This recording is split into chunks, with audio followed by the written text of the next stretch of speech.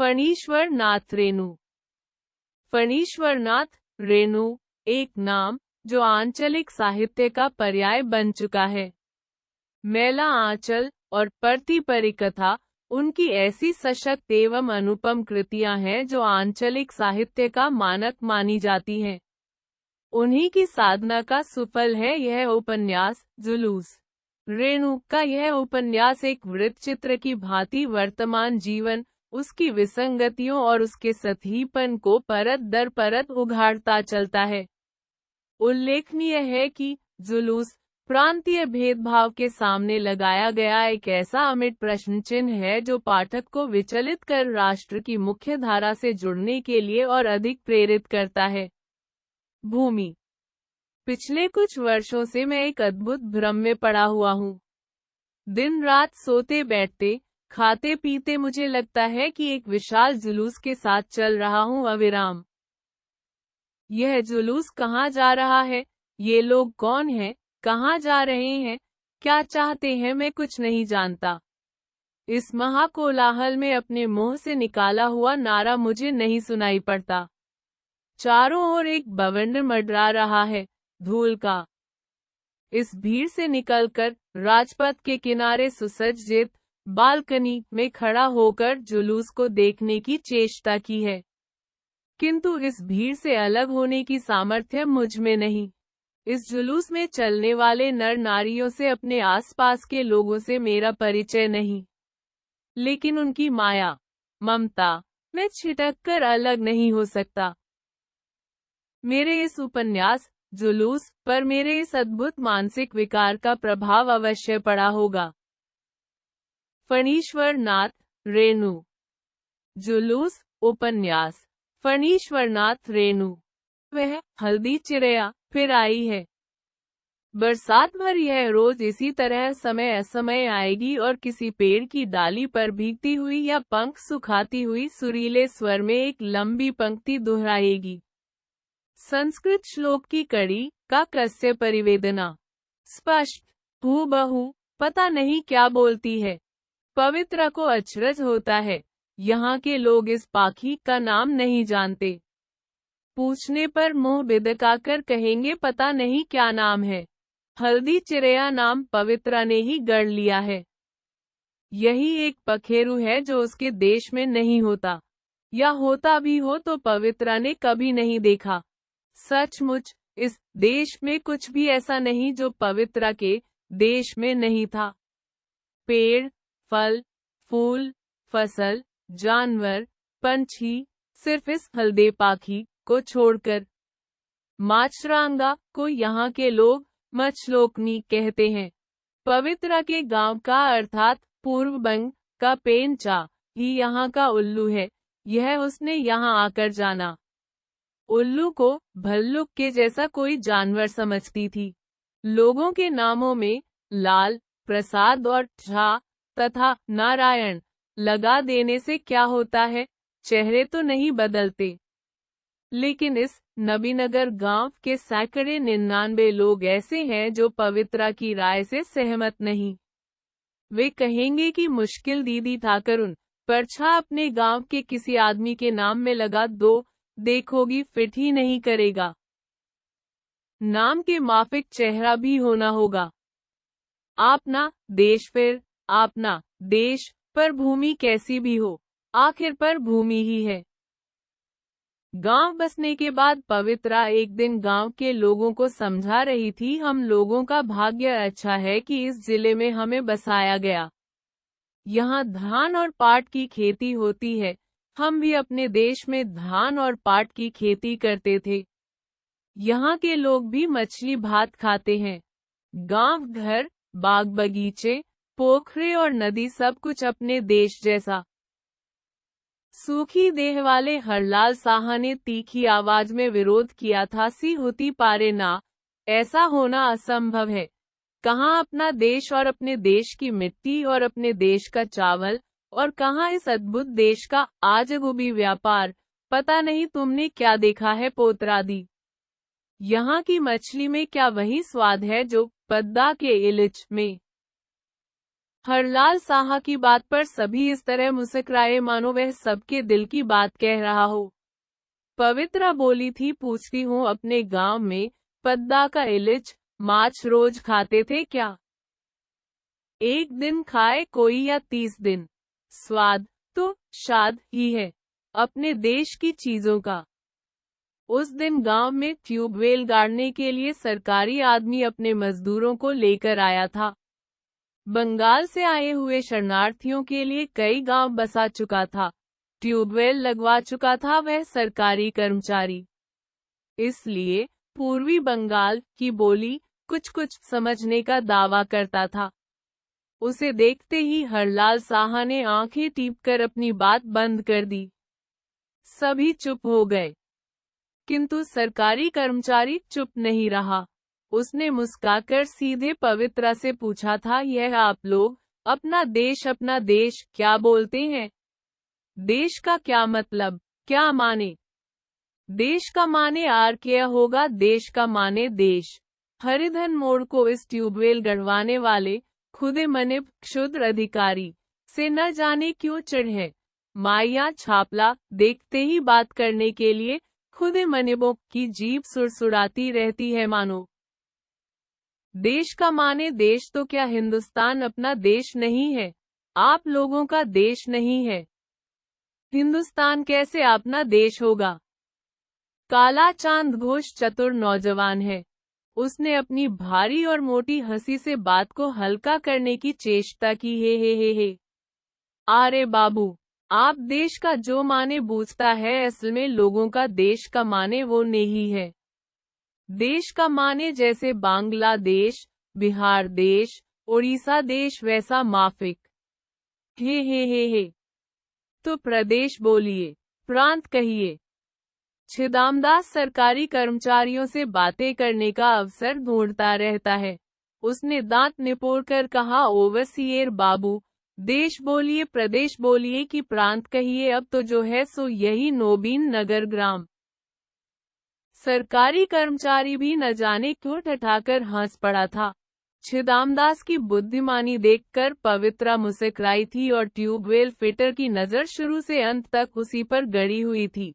जेब से बीड़ी निकालकर सभी को बांटने के बाद सभी के मुंह के सामने खच्चर लाइटर जलाकर बीड़ी सुलगा दिया फिटर साहब ने। वह अपने काम पर चला गया। छिदामदास ने कहा, देखा, फिटर साहिब को ओवरसियर बाबू कह देने से कितना खुश हुआ। ससला। सभी एक साथ अपने देश की हंसी हंसे थे जी खोलकर। पवित्रा भी हंसी थी, किंतु बोली थी, जो भी कहो वह आदमी ठीक ही कहता है। देश माने हिंदुस्तान। दीदी ठाकर उन देश माने हिंदुस्तान की करे हम बुझाए या दिन, कैसे देश माने हिंदुस्तान हो। हम लोगों के गांव का नाम है नोबीन नगर और यहाँ के लोग कहते हैं पाकिस्तानी टोला। आमरा की मुसलमान, तो हम पाकिस्तानी कैसे हुए? काला चांद घोष की माँ वाजिब बात कहती है। गोपाल पाइन बहुत कम बोलने वाला आदमी है, पढ़ा लिखा आदमी है और गांव में स्थापित होने वाली प्रस्तावित पाठशाला का उम्मीदवार मास्टर है। उसने टोका था काला की माँ, साइन बोर्ड लगाने दो गांव के बाहर। स्कूल चालू होने दो, तब देखना फिर कैसे लोग पाकिस्तानी टोला कहते हैं हमारे इस नोबीन नगर को। पवित्रा ने कहा था, साइन बोर्ड लगे या स्कूल खुले, गांव का नाम पाकिस्तानी टोला ही कहेंगे यहाँ के लोग। कैसे कहेंगे? डाकघर में चिट्ठी आएगी नोबीन नगर के नाम से, सरकारी रुपए आवेंगे नोबीन नगर के नाम से और बोलेंगे पाकिस्तानी टोला।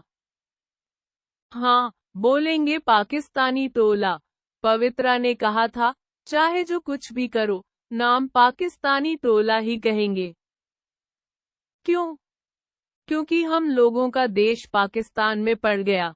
हम लोग पाकिस्तान से आए हैं, इसीलिए हम लोग मुसलमान हो गए। हम लोगों का देश ही पाकिस्तान में गया, हम लोग तो हिंदुस्तान में आ गए। पवित्रा बोली, नाम को लेकर आखिर होगा क्या? दीदी ठाकरुन, तुम पढ़वा पंडित हो, तुम ही ऐसी बात कहती हो। देश को लेकर आखिर होगा क्या? नाम को लेकर आखिर होगा क्या? तब क्या लेकर क्या होगा? बोलूं। पवित्रा कोई जवाब दे इसके पहले ही छिदामदास अपने पेट पर से गंजी हटाकर सटे हुए पेट पर हाथ फेरते हुए बोला था, असल चीज है यह बेटा पेट, ई साला पेट का वास्ते जो कुछ बोलना पड़े करना पड़े। हल्दी चिरैया फिर बोली का कस्य परिवेदना।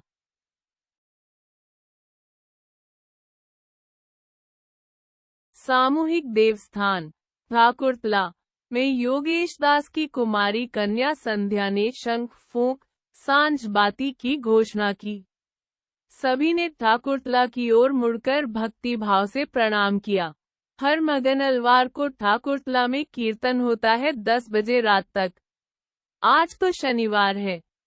नोबीन नगर नहीं नबीन नगर, न नोबीन नगर न नबीन नगर, इस गांव का सही नाम है नबीनगर। राज्य के पुनर्वास उपमंत्री मोहम्मद इस्माइल नबी ने इस गांव के शिलान्यास समारोह के अवसर पर बोलते हुए कहा था, यह सब कुछ उस बापू की महिमा है कि मेरे जैसा अदना खिदमतगार की जनता के इस छोटे सेवक के नाम पर आज नगर बसाए जा रहे हैं। इसके बाद डिप्टी मिनिस्टर नबी साहब ने वीराने को बसाने और बसे को उजाड़ने वाली बात पर एक शेर पढ़ा था, जिस पर तालियां बजी थी। गांव के अधिकांश लोगों ने उस शेर का कोई अर्थ नहीं समझा, लेकिन मंच पर बैठे हुए लोगों ने तालियां बजाई, यहां तक कि कलेक्टर और एसपी साहब ने भी। इसलिए गांव वालों ने जरा देर से ताली बजाई। ताली बजाने का दूसरा मौका भी आया। तब गांव वालों ने जी खोलकर सबसे पहले तालियां बजाई।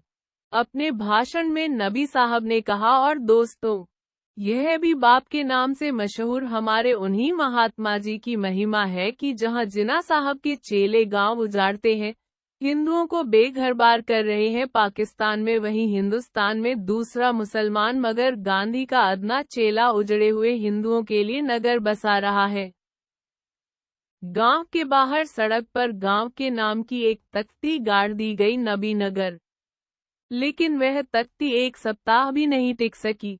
पास के गांव के अमीर किसानों के चरवाहों ने किसी रात उसे उखाड़ फेंका। तख्ती टांगने वाले लोहे के हुक भैंस की डोरी में बांधकर वे रोज इसी राह से गुजरते हैं, किंतु गांव के किसी व्यक्ति में इतना साहस नहीं कि उनसे कुछ पूछे। गोपाल पाइन का विश्वास है कि गांव के नाम से चिढ़कर यहां के अमीर किसानों ने ही नोबीन नगर गांव की तख्ती उखड़वा दी है। एक पोख्ता साइन बोर्ड लगवाने की प्रार्थना करते हुए उसने 2 आवेदन पत्र भेजे। फिर उसके बाद से रिमाइंडर पर रिमाइंडर भेजता जा रहा है। न कोई जवाब आता है और न कोई उस तख्ती और पोख्ता साइन बोर्ड की चिंता ही करता है इस गांव में। गांव के नाम के बारे में कोई सोचता भी नहीं कुछ कि यदि एक बार बिगड़ गया तो सदा के लिए उस बिगड़े हुए नाम वाले गांव में ही रहना पड़ेगा।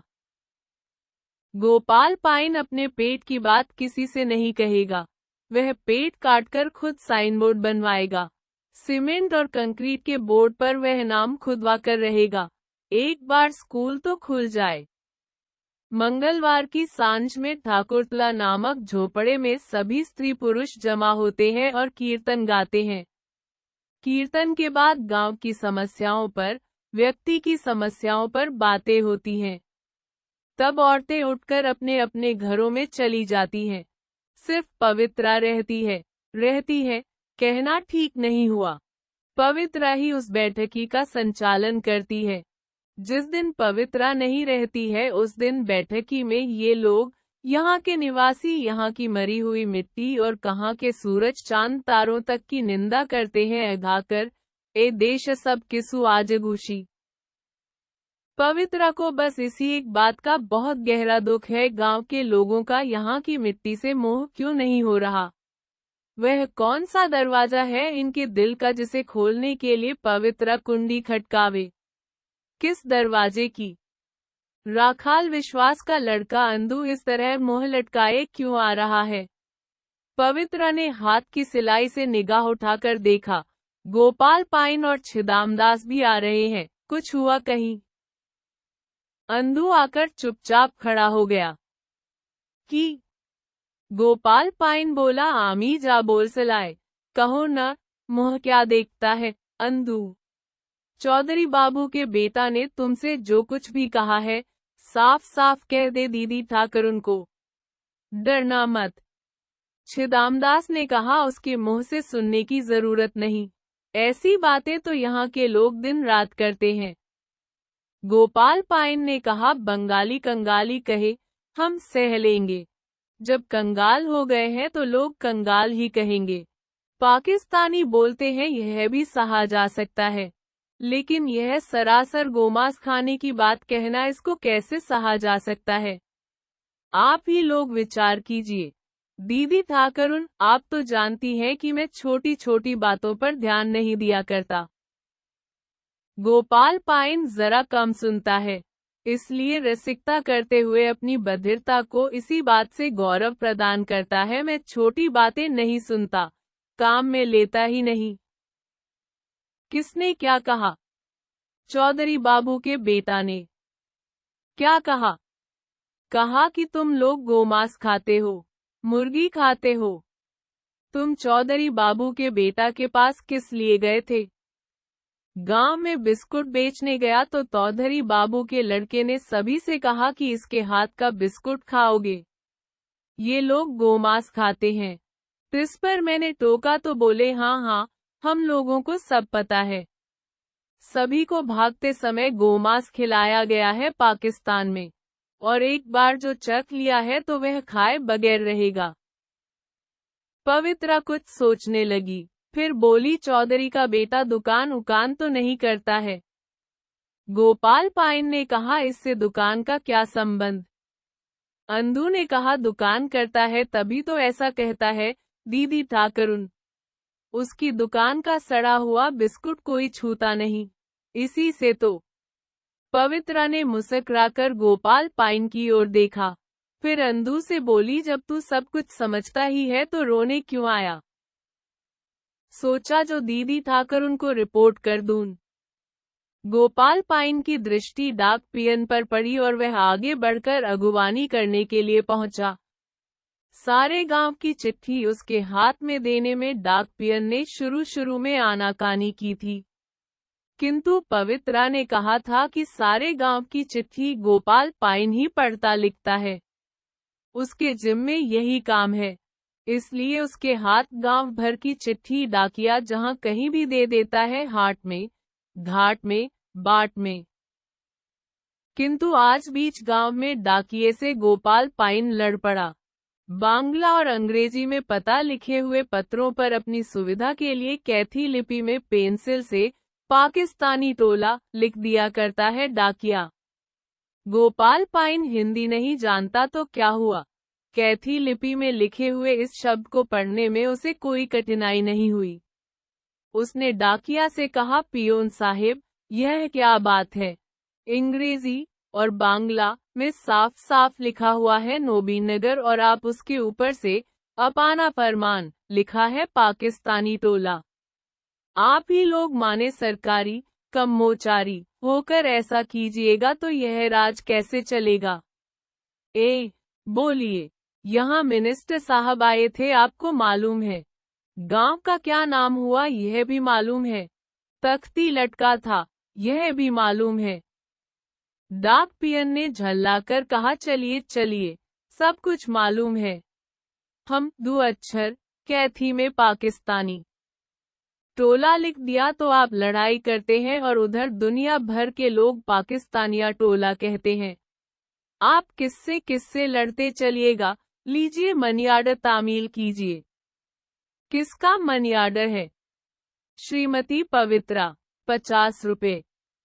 गोपाल पाइन ने भेजने वाले का नाम और पता पढ़ा, Hariprasad Jadhav, village and post, सुख की बेहाली। देखें कूपन में क्या लिखा है। अरे बाबा, यह तो वही कैथी ना क्या है। पवित्रा के कहने पर डाकिया ने पढ़कर सुनाया, आगे आपको मालूम हो कि उस दिन हम आपके गांव में गए। आपको देखकर और आपके गांव की व्यवस्था को देखते हुए हम अपनी ओर से आपको यह ₹50 जिसका निस्फ 25 रुपया होता है, भेजा। इसको आप चाहे जिस काम में खर्च करें। आपका शुभचिंतक HP जादव। कौन है यह हरिप्रसाद जादव? पवित्रा ने सभी के चेहरे की ओर बारी बारी से देखकर पूछा। गांव भर के बैठे ठाले लोग जमा हो गए। काला चांद ने कहा, दीदी ठाकरुन, कोई भी हो यह हरिप्रसाद जादव, आपको इससे क्या? गांव की व्यवस्था देखकर किसी ने 50 टाका भेज दिया है, आप साइन करके ले लीजिए। पवित्रा ने मुंह बिदकाकर कहा, वाह, जानू नहीं पहचानो नहीं, साइन करके रुपया ले लूं। बेअवस्था माने क्या? बेअवस्था माने खराब अवस्था, है ना पियोन साहिब?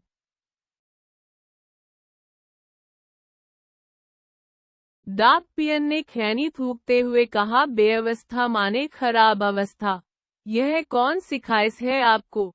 अरे बेअवस्था माने खूब बढ़िया इंतजाम बाद। पवित्रा ने डाक पियन की ओर असहाय दृष्टि से देखकर पूछा, ये इंतजाम बाद क्या? ओ, व्यवस्था तो नहीं। डाक पियन का खिसियाया हुआ मन जरा पसीज गया। बोला, देखिए, रुपया छुड़ाने में कोई हर्ज नहीं है।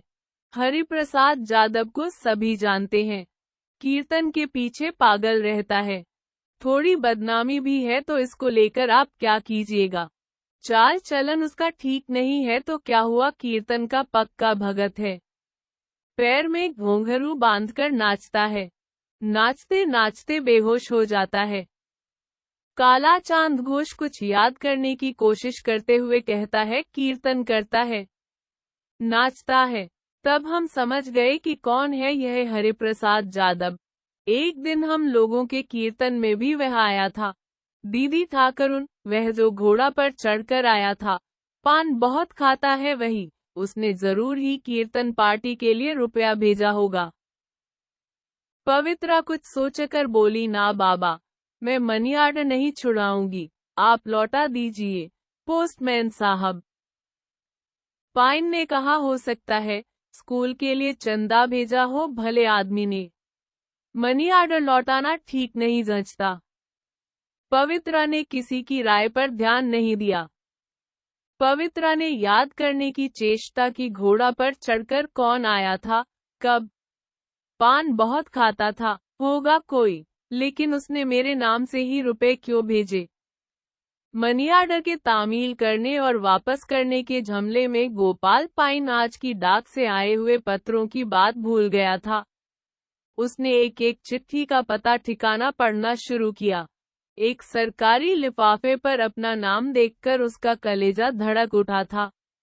अचानक वह चीख पड़ा, दीदी ठाकरुन, स्कूल हो गया, स्कूल हो गया, मेरा काम भी हो गया, लेकिन बांग्ला मास्टर का है, हम अंग्रेजी भी जानते हैं, हमको खाली बांग्ला टीचर का है, हो गया, स्कूल मंजूर हो गया। सभी भाई बहन सुन लीजिए। पवित्रा को अचरज होता है, बहुत कम बोलने वाला, कम सुनने वाला, सोने वाला यह गोपाल पाइन इधर इतना बक बक क्यों करने लगा है? स्कूल तो होना ही था, इस तरह चिल्लाने की क्या जरूरत? पवित्रा ने गोपाल पाइन के सारे उत्साह को अचानक बुझा दिया, मानो पाइन मैशाए, स्कूल तो हुआ मगर आपके पोख्ता साइन बोर्ड का कुछ हुआ? स्कूल का नाम पाकिस्तानी स्कूल तो नहीं रख देंगे अधिकारी लोग? गोपाल पाइन ने ध्यान से पत्र को पढ़ते हुए कहा, करताल लोगों की तिगति देखकर कुछ ऐसा ही लगता है। आपने ठीक ही कहा है दीदी ठाकरुन, देखिए, लिखा है, गोड़ियर गांव के पाकिस्तानी टोला में स्कूल खोलने के प्रस्ताव पर विचार करते हुए। इससे आगे नहीं पढ़ सका गोपाल पाइन, उसका गला भर आया। सचमुच यह पाकिस्तानी टोला नाम अब कभी नहीं मिटने का। गोड़ियर, गोड़ियर, चूल्हे में जाए यह गोड़ियर गांव। नहीं पाइन मास्टर, ऐसा नहीं कहते, सभी गांव फूले फले। पवित्रा ने समझाया, गोड़ियर गांव के साथ आपका नोबीन नगर भी चूल्हे में जो चला जाएगा। हम लोगों का नोबीन नगर भी गोड़ियर गांव में। नोबीन नगर नेई बाबा नबी नगर बोलो। पाकिस्तानी टोलार नामे स्कूल का रजिस्टर खोलो। बोलो हरी बोलो। काला चांद इस कीर्तन पर गोपाल पाइन को छोड़कर सभी हंसे। वह रह रहकर एक ही बात बोलता, साला। गोड़ियर गांव का पाकिस्तानी टोला। गोड़ियर गोड़ियर गांव। 15 घर मैथिल, 4 परिवार राजपूतों के। यह है गोड़ियर गांव का बाबू टोला।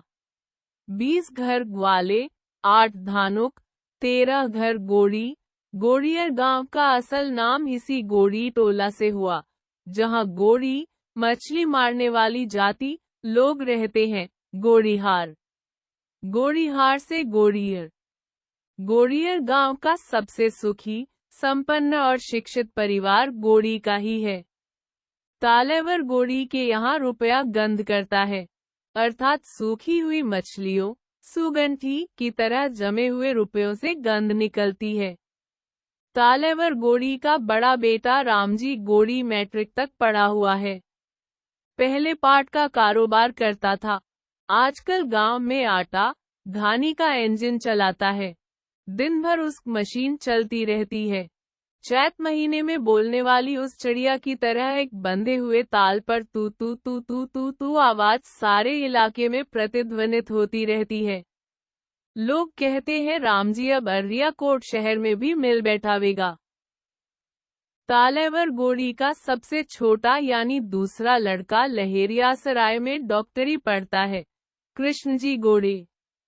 कृष्णजी ने मैट्रिक की परीक्षा में विश्वविद्यालय भर में सर्वप्रथम स्थान प्राप्त किया था, इसलिए जिले भर में उसके नाम की धूम मच गई थी। कृष्णजी गोड़े या गोरे। गौड़। जिला मल्लाह संघ की ओर से इस तेजस्वी विद्यार्थी को सम्मान पत्र देते हुए कुलदीप मांझी मुख्तार साहब ने कहा था, मुझे विश्वास है हमारी जाति का यह तेजस्वी विद्यार्थी प्रांत में ही नहीं, सारे भारत में हम लोगों का मुख उज्जवल करेगा। धन्य है वह माता, धन्य है वह गांव। पिछले साल कुलदीप मांझी की बड़ी कन्या का शुभ विवाह कृष्णजी के साथ धूमधाम से अर्रिया कोट शहर में हुआ। बड़े बड़े हाकिम हुक्म वर वधू को आशीर्वाद देने के लिए आए थे। निमंत्रण पत्र में मुख्तार साहब ने खास तौर से लिखवाया था, स्मरण रहे कि इसी तेजस्वी कृष्णजी ने 1962 में उत्तरांचल विश्वविद्यालय की प्रवेशिका परीक्षा में सर्वप्रथम स्थान प्राप्त किया। ब्राह्मण टोली में चौधरी परिवार और राजपूतों में गिन गूंथ का एक घर बाबू साहब। बाकी लोग यजमानी, पहलवानी, गाड़ीवानी, घोड़ा लदाई, दुकान, खेती मजदूरी और चोरी करके जीवन यापन करते हैं। चौधरी के घर की ही सारी संपत्ति धीरे धीरे तालेवर गोड़ी के घर में चली गई है। जमीन, पोखरे, बाग बगीचे और मवेशी बड़े मुकदमे में सभी रेहन बंध की गिरवी के रूप में तालेवर गोड़ी ने लिखवा लिया। पंडित रामचंद्र चौधरी अब 4 पेड़ आम और 2 गाछ कटहल अगोर कर बैठे हैं। परिवार की संपत्ति को स्वाहा करने वाला बड़ा बेटा तेल नून की दुकान चलाता है। मझलर अर्रिया कोट में श्याम सुंदर बाबू मुख्तार के घर रसोई पानी करता है। मझलर घर से लापता है। पंडित रामचंद्र चौधरी जिस दिन भंग ज्यादा पी लेते हैं उस दिन चाणक्य नीति से शुरू करके हितोपदेश और पंचतंत्र के श्लोकों को दोहराकर अपने ज्येष्ठ पुत्र कामदेव चौधरी को कोसते हैं। ... कामदेव चौधरी नाम रखते समय ही मेरा माथा ठनका था, किंतु ज्योतिषी भाई को ककारवर्ण में कामदेव ही सूझा। सो कामदेव का साला एक दिन ऐसा प्रबल होगा, किसे मालूम था। कानी मुसहरनी, छौड़ी, लड़की, जिसको देखने पर पानी भी नहीं रुचे, उसमें न जाने कौन रूप झरते देखा मेरे ब्राह्मण पुत्र ने। हो राम, हो राम। बलात्कार और हत्या, खूब मोह उज्जवल किया मेरे पुत्र ने। और उधर वह तालेवर गोड़ी का बेटा रामजी गोड़ी है, मिट्टी छूता है तो सोना हो जाता है। पूर्व जन्म में खूब पुण्य किया था तालेवर गोड़ी ने, शिवाला बनाकर शिवलिंग स्थापित करने वाला है। हरिद्वार ऋषिकेश से पिछले ही साल पुण्य करके लौटा है। इस बार तीर्थ स्पेशल ट्रेन सभी धाम का दर्शन करने जा रहा है। हो राम, हो राम। राजपूतों के 4 परिवारों में एक का मुसम्माती काबार है, अर्थात घर मालकिन बेवा है, नाबालिग लड़का भी नहीं, कोई एक 5 साल की लड़की है जिसे वह धोती कुर्ता पहनाकर रखती है। नाम भी मर्दाना रखा है, सम्मात, कुलदीप, कुलदीपिया, दीपा।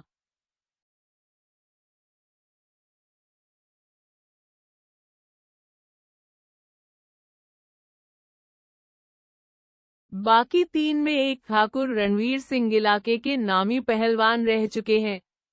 80 वर्ष की उम्र में भी एक सेर चना चबेना फाँक कर पानी पीते हैं।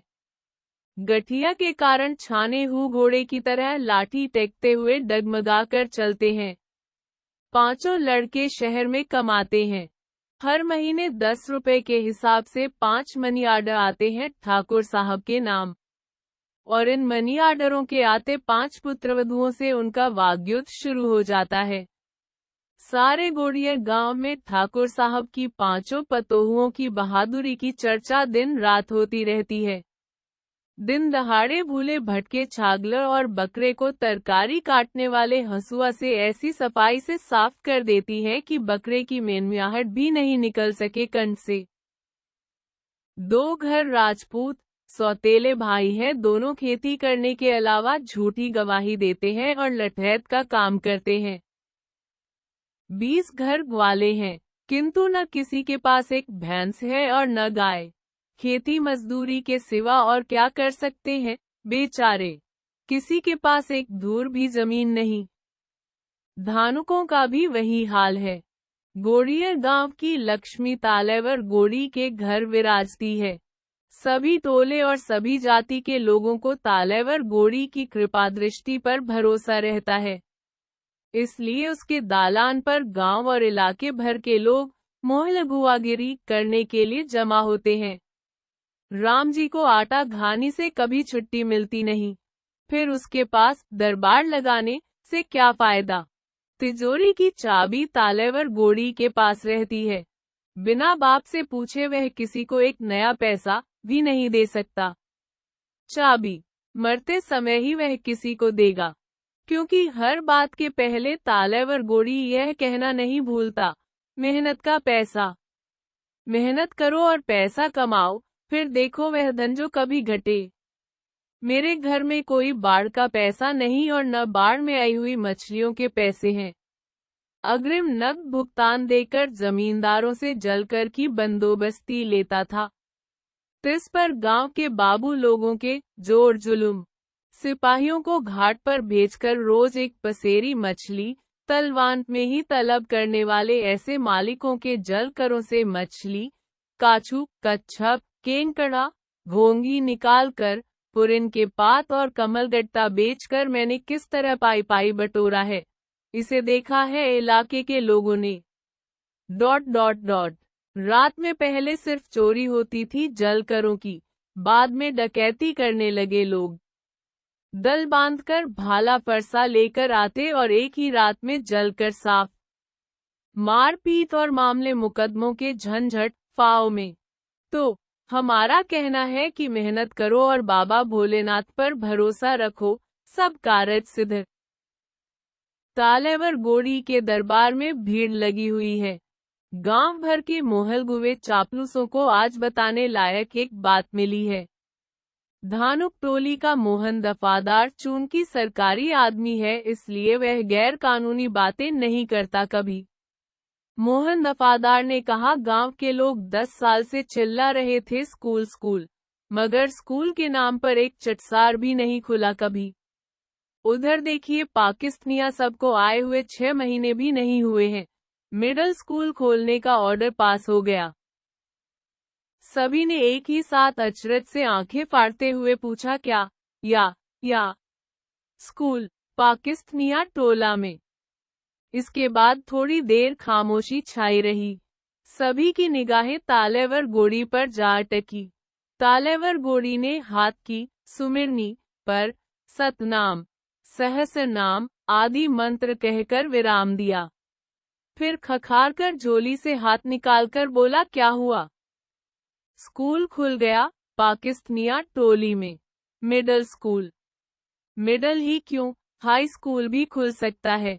तालेवर गोड़ी ने निर्विकार भाव से कहा, जो सचमुच अपने बच्चों को पढ़ाना चाहते हैं, सरकार उनके लिए स्कूल जरूर खोलेगी। इसमें अचरज करने की क्या बात है? हम लोगों का दरखास्त 10 साल से खटाई में। पूर्ण विराम डॉट। क्या बात करते हो बेंगाई दास? 10 साल से दरखास्त खटाई में फूलने किसने दिया? गांव वालों ने ही तो। जब जांच में अफसर साहब आए तो सब रामजी के ऊपर सारी जिम्मेवारी फेंक दी। स्कूल की बात जाने रामजी बाबू। रामजी बाबू को मुसम्मात का बेटा समझा गांव वालों ने। चलो प्रेसिडेंट बना दिया बाबू को। बाबू फूल कर फोकचा मछली बॉल फिश हो गए और चंदा में कड़कड़ाकर नंबरी नोट गिन देंगे। वह गुड़ नहीं जो चींटी खाए। मेहनत करो, मेहनत का फल चखोगे तो बूझोगे। वाजिब बात, वाजिब बात। सही कहते हैं आप। असले कहते हैं। हाँ भाई, बात तो तालेवर भाई 16.5 आने से ही कहते हैं। तालेवर गोड़ी की वाजिब बात सुनकर सभी के चेहरे मुरझा गए। आज बुढ़वा खखुवाया हुआ है शायद। आज कोई काम बनेगा नहीं। तालेवर गोड़ी ने लोगों के मुरझाए हुए चेहरों को फिर खिला दिया। बोले, भैया तुम लोग कहाँ हो?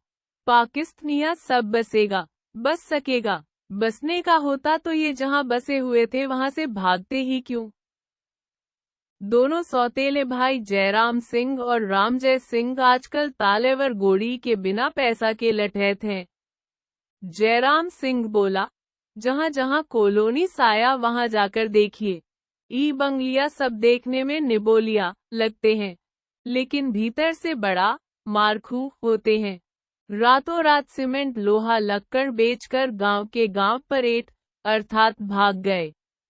सिसुआ में, महिचंदा में, सब जगह लोनी का यही हाल हुआ। कामचोर है सब। फैशन देखा है साला। जनानी भी खड़ाओं पहनकर चलेगी, धरती पर पैर नहीं देगी। धरती पर पैर कैसे दे? सरकार बहादुर का रुपया है, घर की मुर्गी है चाहे दाल बनाओ। इस बार तालेवर गोड़ी फिर खखुवाया, अरे सरकार बहादुर। अब सरकार बहादुर कहाँ, अब कांग्रेस बहादुर कहो। अपना राज है, मन का मौज है। नेहरू जी को लगता है क्या रुपया खर्च होता है हो? मरेगी पब्लिक। इस बार मोहन दफादार को तालेवर गोड़ी की बात को काटने का अवसर मिला। नेहरू जी को काहे दोख देते हैं, और सरकार का ही क्या कसूर है? तालेवर गोड़ी आज डरा नहीं। उसने बात को सिर्फ पलट दिया, अजी जी को कौन खत देता है? सब कसूर है ई चोरवा, सबका चोरवा। तालेवर गोड़ी स्थानीय कांग्रेसियों को चोरवा कहता है। जब मोहन फादार ने पूछ दिया तो बात के रुख को फिर मोड़कर जवाब देना होगा। चोरवा माने जो लोग सरकारी रुपए इस तरह धोखा देकर ले भागते हैं, उनको क्या कहोगे? ओह, तालेवर गोड़ी आज कोई राजनीतिक बात नहीं करना चाहता। वह शुरू से ही प्रसंग को बदलना चाहता था, लेकिन मुंह से 2 बातें निकल ही गईं। अब कहीं जो मोहना दफादार जाकर लगा दे थाना में तो हुआ मुफ्त में 1 नंबरी। तालेवर गोड़ी ठाकुर रणवीर सिंह पहलवान से 20 बरस छोटा है तो क्या हुआ, साठा पर पाटा है। ऐसे अवसरों पर औरतों से संबंधित कोई गप शुरू कर देता है। हाथ किंतु सुमरनी पर ही रहता है। छाजा बाजा केश 3 बंगाला देश। तो क्या सभी पाकिस्तानिया औरतों के केश एड़ी तक लंबे हैं? कुताए धानुक ने कहा, केश एड़ी तक तो नहीं, पर केश सभी को हैं। देखने जोग केश। मोहलगुआ गोष्ठी हठात चौंक उठी। पंडित रामचंद्र चौधरी। तालेवर गोड़ी ने उठकर प्रणाम किया। गोड़ लगता हूँ चौधरी जी। प्रणाम प्रणाम। जीएस जपे बड़ी ई की मात्रा यस जीएस। पंडित रामचंद्र चौधरी ने बारी बारी से सभी को आशीर्वाद दिया और भरी दृष्टि से एक एक की ओर देखा। ... सिर्फ 5 वर्ष, बस इतने ही दिनों में क्या से क्या हो गया। ये सभी मोहलगुए चौधरी के दरबार के हैं। बड़े सभी चौधरी के गवाह थे। मोहन दफादार भी। खूब लूटा इन लोगों ने मिलकर चौधरी को। गुड़ पर मक्खी दौड़ जाए। चौधरी ने कहा, कहाँ की बात हो रही थी? इसी पाकिस्तानी टोला की। कॉलोनी में स्कूल खोलने का ऑर्डर पास हो गया। यदि स्कूल का पैसा खाकर बंगलिया सब नहीं भागे तो मेरा नाम रामचंद्र चौधरी नहीं, कुकुरचंद्र चौधरी कहना। जितने निटले और कामचोर लोग थे सब रिफ्यूजी हो गए हैं, मगर पंजाबी रिफ्यूजी ऐसे नहीं।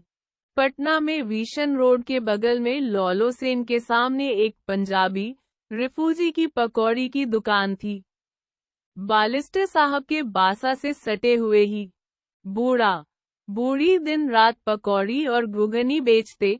जब हम लोग पहली बार गए थे और जब मुकदमा का जजमेंट सुनने गए तो देखा कि न पकौड़ी है, न पकौड़ी की दुकान और न पकड़ी बनाने वाले बूढ़े बूढ़ी। प्रश्नवाचक चिन्ह। कहाँ चले गए सब? सरकारी कर्जा खाकर भाग गए?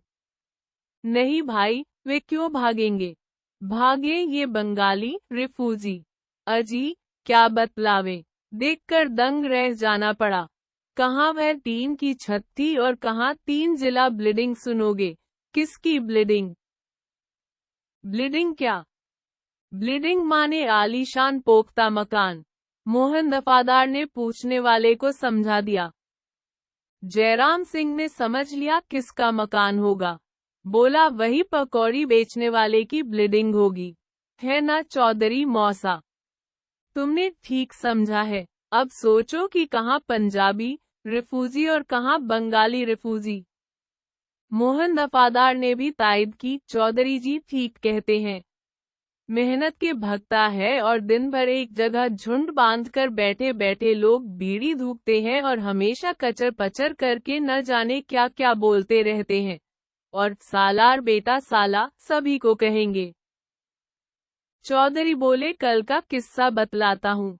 एक बंगलिया चौड़ा फेरी करने के लिए गांव पर आया, तो जैसा कि बच्चे सब कहते हैं, कहने लगे, दाल पकाया भात पकाया परवल की तरकारी, मीन मारकर भोग लगावे अधम जात बंगाली।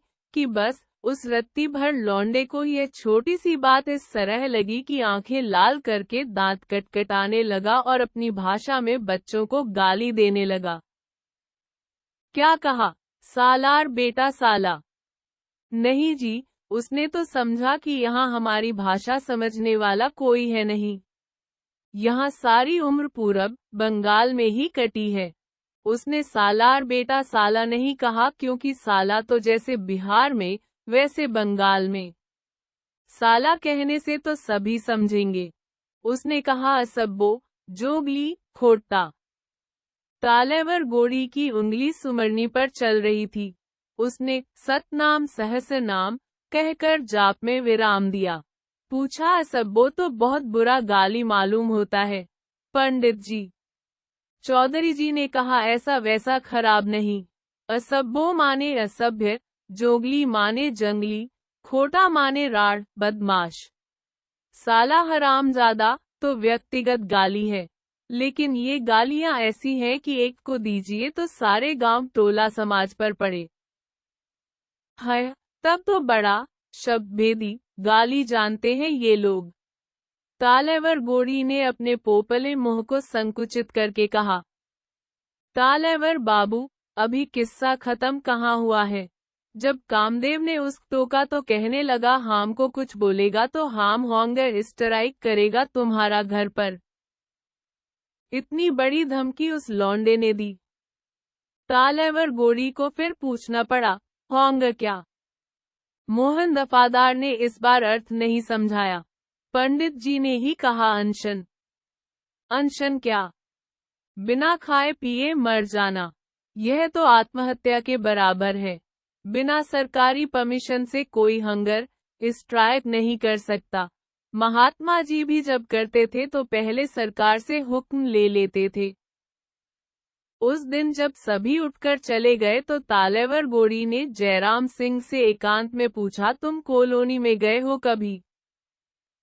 गया तो हूँ। कैसे लोग हैं? तुमने किसी से दोस्ती नहीं की अब तक? जयराम सिंह इस प्रश्न का भीतरी मतलब समझता है। तालेवर मालिक जानना चाहते हैं कि कोई लठैत वठैत या गुंडा बदमाश कॉलोनी में है या नहीं। जयराम सिंह ने बड़े बड़े दरबारों में काम किया है, इसलिए ऐसे अवसर पर क्या कहना चाहिए जानता है। उसने कहा, पाकिस्तानी हो या हिंदुस्तानी आदमी हर किस्म के होते हैं और सभी जगह होते हैं। तालेवर गोड़ी ने जयराम सिंह को 1 रुपया दिया, गांजा की खुराकी। और केश क्या सचमुच एड़ी तक होता है बंगालिनों का? मालिक, ये भी कोई बंगाली है? झर बंगाली है सब, देखने में न किसी मुँह किसी की, अर्जल खर्जल सब हैं। जयराम सिंह को अचरज हुआ। आज बूढ़े ने 2 बार बंगालिन के एड़ी तक लंबे केश के बारे में पूछा। तो पूछा, छाजा बाजा केश 3 बंगाला देश। छाजा बाजा, बाजे में बाजा 1 खोल और बांग्लादेश की सारंगी 1 हाथ की। और उसी पर जब गान करने लगते हैं ये तो कॉलोनी के बाहर सड़क पर गोड़ियर गांव के एकाध रसिक ठिठक कर सदा खड़े हो रहते हैं। सचमुच कीर्तन गाना जानते हैं बंगाली ही, लेकिन रात में कॉलोनी में जाते डर लगता है। बड़े कानूनी लोग हैं। कॉलोनी का कानून न जाने कैसा है कि सभी कहते हैं कॉलोनी का कानून ही जानते। सारंगी से मिल जाता है गला, सुनते हो? औरत गाती है, मुलगैन ही जनाना है। कारे मंडल और रब्बी पासमान दोनों को बचपन की याद आती है।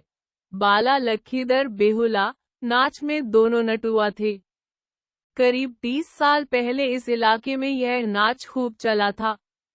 बंगाल पाला रब्बी पासमान वाला लखीदर बनता था और कारे मंडल बेहुला। वही पुरानी दोस्ती आज तक निभा रहे हैं दोनों। कारे मंडल ने कहा, पालवेद मित्र, कुछ याद आती है? अभी जो गीत हो रहा था उसका भास ले ठीक बेहुला विलाप से नहीं मिलता। इतना कहकर का गुनगुनाना शुरू किया।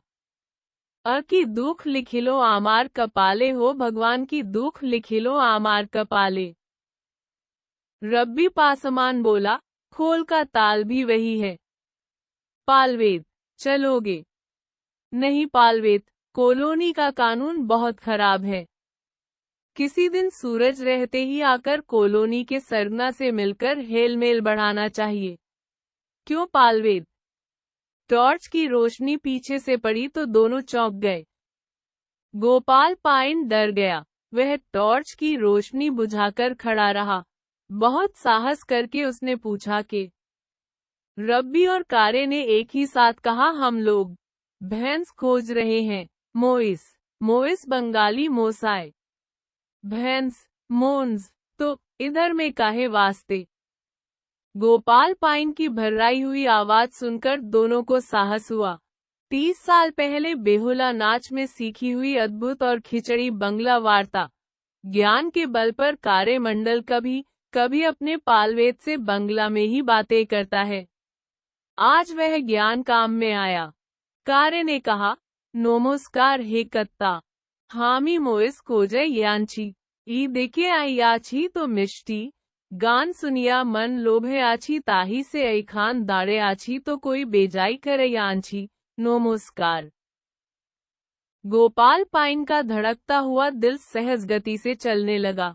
नमस्कार हे कत्ता, हामी मोन्स खोजे आंची। गोपाल पाइन के टॉर्च की धुंधली रोशनी में भी एक पालवेद ने दूसरे को कनखी नजर से देखा। घस को अब शायद बिगुल फोकेगा। गोपाल पाइन जेब से बीड़ी निकालकर सुलगाने लगा तो रब्बी चिल्लाया, ना ना, ओई सीठी ना बजैया, सीधी हरगिस ना बजैया, हामरा भालो नोक, बदनोक नाही। गोपाल पाइन समझ गया, दोनों आपन पार्टी का मानुस है। वह कहा करता है, दीदी ठाकरुन, दूसरे देश का आदमी भी आपन पार्टी का हो, यह इसी जिला में आकर देखा, सोमोस्त हिंदुस्तान में। यहाँ पर कुछ लोग ऐसे भी मिले हैं जो हम लोगों की बोली में बात करना चाहते हैं। बांग्लादेश की और बांग्लादेश की सभी चीज की तारीफ करते हैं और अपने देश को बुच अर्थात मूर्ख कहते हैं। गोपाल पाइन आपन पार्टी के लोगों से ठीक ऐसी ही खिचड़ी बोली में बातें किया करता है। बोला, बदनोक नाही तो ठाकुर ला गया गान सुनो। चलो, हमार देश का गान बुझता है।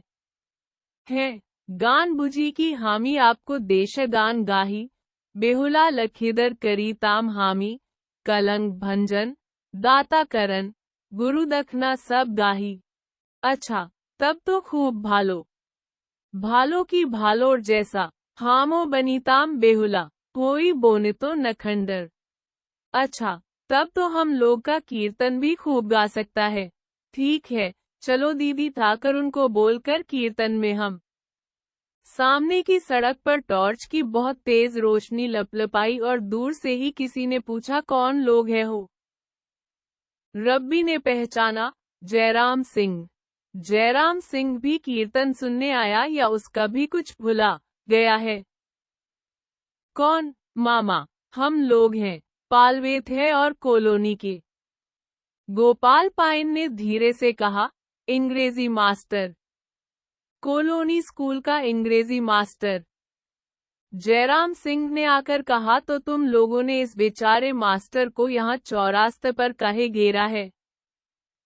गोपाल पाइन ने परख लिया, यह आदमी भला नहीं, यह अपना पार्टी का नहीं, उस पार्टी का है। हूँ, बेचारे मास्टर। गोपाल पाइन बेचारा नहीं, होने वाले सरकारी स्कूल का अंग्रेजी टीचर है। सचारा है गोपाल पाइन।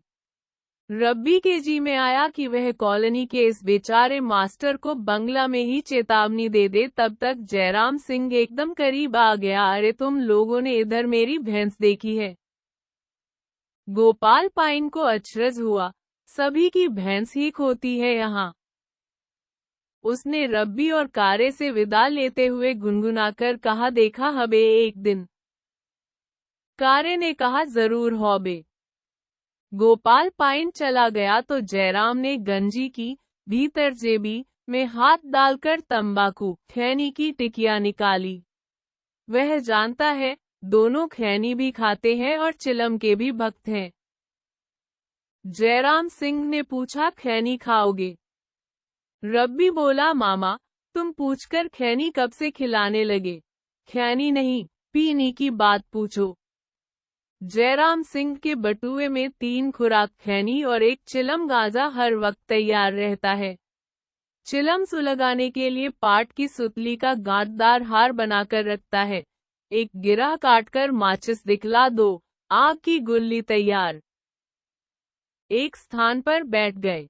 यहीं इस नबीनगर गांव की तख्ती गाड़ी गई थी। चिलम का पहला फेरा पड़ने के बाद जयराम सिंह ने ही पूछा, तुम लोगों को कॉलोनी वालों से हेलमेल हो चुका है क्या?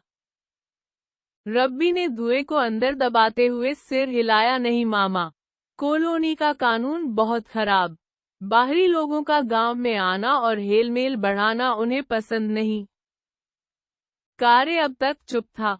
उसे इस जयराम सिंह नामक आदमी को देखते ती आने लगती है। आदमी नहीं पिशाच है, पता नहीं किधर चला है। पालवेत ने खूब संभलकर बात की। वाह रे पालवेत, तो इस मिस्टरवा से क्या बतिया रहे थे? कारे ने कहा, पूछ रहे थे कि उन लोगों के पास कोई पुराना धुराना खोल बिकाऊ है। वाह रे पालवेत, रब्बी मन ही मन अपने मित्र पर प्रसन्न हुआ। जयराम सिंह ने कहा, सुनते हैं इस कॉलोनी में दमा की जड़ी जानता है कोई? सो सब तो अब दिन उगने पर। जयराम सिंह की ठकुराई पर आंच पड़ी। उसने कहा, कॉलोनी के कानून की ऐसी तैसी, रात में गांव में नहीं जाएगा कोई, यह भी कोई कानून है। गर्मागर्म चिलम में कपड़े की साफी लपेटकर बटुए में रखते हुए उसने कहा, हमारी भैंस इसी टोले में बुला कर गई है। रब्बी और कारे टुकुर टुकुर देखते रहे और जयराम सिंह कंधे पर लाठी रखकर कॉलोनी की ओर चला गया।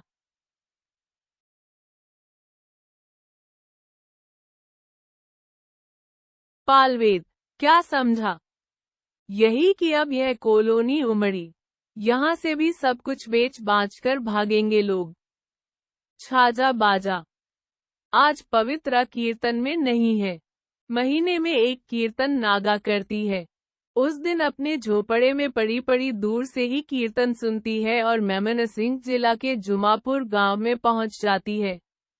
अपने गांव में और किसी भी दिन एक क्षण के लिए भी गांव की याद को नहीं आने देती है पवित्रा।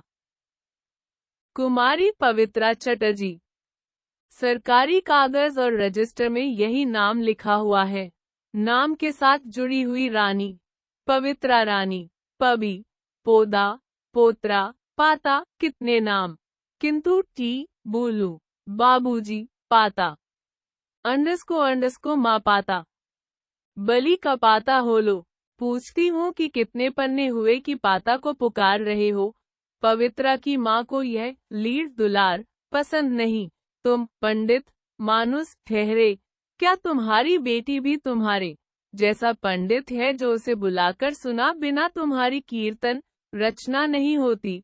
और कौन गाएगा तुम्हारा रचा हुआ कीर्तन? देश में क्या कीर्तन की किताब का अभाव है?